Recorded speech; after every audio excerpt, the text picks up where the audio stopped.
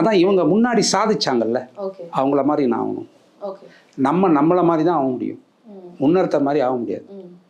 அப்படி என்ன ஆச்சுன்னா, இவங்க இப்படி பண்ணிட்டு இருக்கும் போது படம் எடுக்கிற ரெகுலர் ப்ரொடியூசர்ஸ் படம் எடுக்கிறத நிறுத்திட்டாங்க.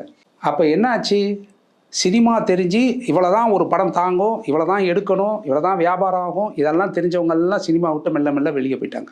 இன்னைக்கு நினச்சா ஒரே நேரத்தில் 10 படம் எடுக்கக்கூடிய ப்ரொடியூசர்ஸ் யாருமே படம் எடுக்க நாங்கள் தயாராக இல்லைன்னு ஒதுங்கிட்டாங்க. அப்போ சினிமா டோட்டலாக என்ன ஆயிடுச்சுன்னா, ஒரு 6-7 ஹீரோ கைக்கு போயிடுச்சு. அந்த 6-7 ஹீரோவில் 2-3 ஹீரோ எப்படின்னா, படம் நல்லா இருக்கோ இல்லையோங்க அவங்களுக்காக கலெக்ட் ஆகிடும். அது உண்மை. அதனால தான் அவங்க கேட்குற சம்பளத்தை கொடுக்குற ஒரு ப்ரொடியூசர்ஸ் ரெடியாக இருக்காங்க. ஆனால் எங்கேயாவது மிஸ்ஃபயர் ஆகிடுச்சுன்னா லாஸ் ஆகிடும். மிஸ்ஃபயர் ஆகாது, ஆக விட மாட்டோன்ற நம்பிக்கையில் தான் அவங்க படம் எடுக்கிறாங்க.